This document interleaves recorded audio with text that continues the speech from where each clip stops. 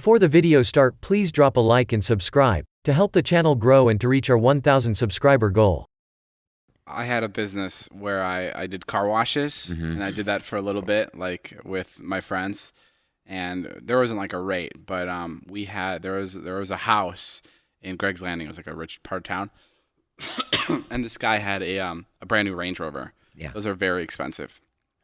And yeah, we know. I was like 13 years old, I think, and I was like, "Can I wash your car?" And he was like, "Sure."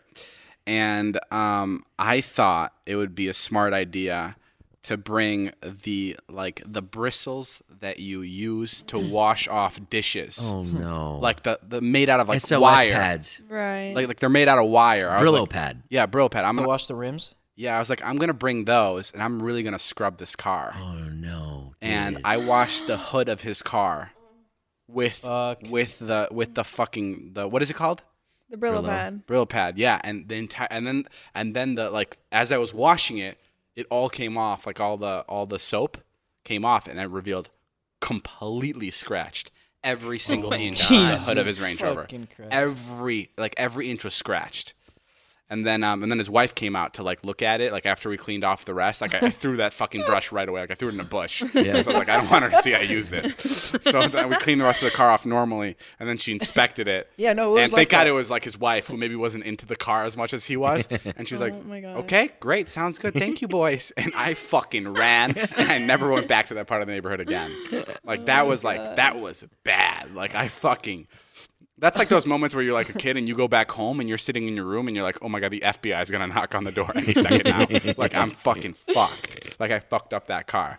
But back to Ilya, like buying Louis Vuitton for his girlfriend. It's always so funny because I remember that moment when that happened. But Ilya, you always had like such a soft spot for your girlfriend, right? Like Yeah, you would I did. always buy her like such weird, expensive things that like you couldn't afford. Yeah. Was that happen another It's time? not that I couldn't afford it. It's just like all the money that I would make, I would like spend on her pretty much. Yeah, it was crazy. It was fucking nuts. It was really bizarre. How long were you dating the girl?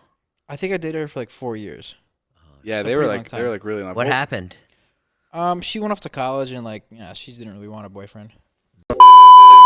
Please don't forget to like, subscribe and turn on the bell notification to get notified about new posts and to help the channel grow. What did She won that Louis Vuitton, though. what else were you gonna say? What other business did you start? I cut you off. I started a landscaping business when I was young, and I also had this fucking weird thing where I was like probably, I don't know, 10. I'd walk up to the customer, to the home. I'd be like, look, here's my rate. I actually don't have a rate. You choose the rate.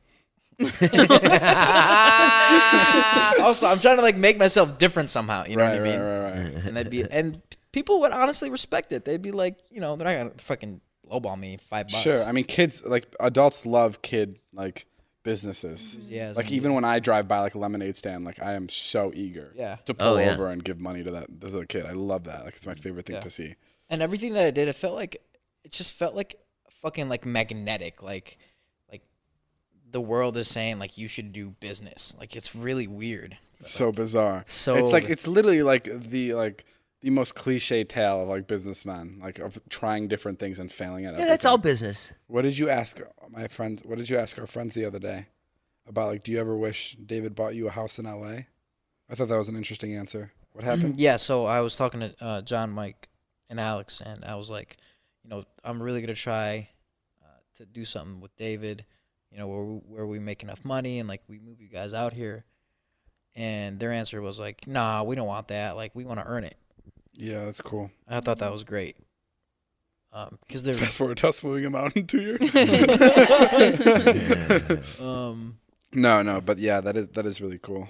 I've offered those fucking guys, like I haven't offered them jobs directly, but I've always been like, move fucking out here and just figure it out. And they do not want to do that. I don't know why. Yeah. I don't know why they're so scared of that. It bothers me. I think if all three of them did it at the same time, it would work, but it's just very difficult for Right, that but to I've happen. individually been like, Alex, move out here. If you're not working for me, I will get you a job somewhere else. I promise.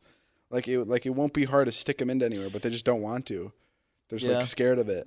They're scared to leave their comfort zone. Ultimately, I think. You listening to this, John, Alex, and Mike? You fucking pussies. There's something nice about staying in your hometown. No, it is. But You know what I mean? It's but a they simple definitely life. don't look at it that way. Yeah. They They want to. don't. They want to get out of there for Oh, they sure. do. 100%. But they're not willing to like take that Take the that leap. risk. Yeah. I wish I said this like 2 years ago on a podcast so they can hear this, and then they could call me and be like, "Okay, you know what, David? Fuck you. I'm down." And now would be the perfect time, because like they're not doing anything anyways. Right. You guys are all fucking losers. We all want you to know. I remember one time we were in Vernon Hills and we were driving with Mike and we like drove by his work and David was like, you fucking go there every day? You go there every fucking day? And he's like, yeah, you know, it's my job, David. I mean, like it's my job. Like the most normal fucking thing you could say. Like we all understand that. And David was like, what do you fucking mean it's your job? What does that fucking mean? And he was like, I go there, David. I go and I get paid. I get a check every week. Well, do you like it? He's like, no, I fucking hate it. So then why the fuck do you still go there? And he was like, I don't know, David. I just go there. I just go. And you just see he's rethinking everything. And he's like, figure out something else. Do something else with your fucking life. No, because like we were driving by this place, and it was like It's like an office park. it's fucking just an office. There's like a cute lake in the middle with like a little fountain that's shooting up, and you look inside the windows and you just see the cubicles. And when I see cubicles, all I think of is movie sets. I don't even. And when I see it in real life, and when Mike was like, "Yeah, I work there," I go, "What do you mean you work in a cubicle?" Like it made no sense, because that's like when you're growing up, that's all they talk about. Like they make that sound to be like the cliche job. Yeah. Like you'll be working at a cubicle, and like growing up, I'll be like, I'm never gonna fucking work at a cubicle. Like growing up, I'll be like, there's no fucking way I'm gonna be singing a square. Like that makes no sense. Like and it's just so funny that like Mike worked at that cubicle, and I was like, I just couldn't wrap my head around it. I was like, go do something else. Go be a hockey coach.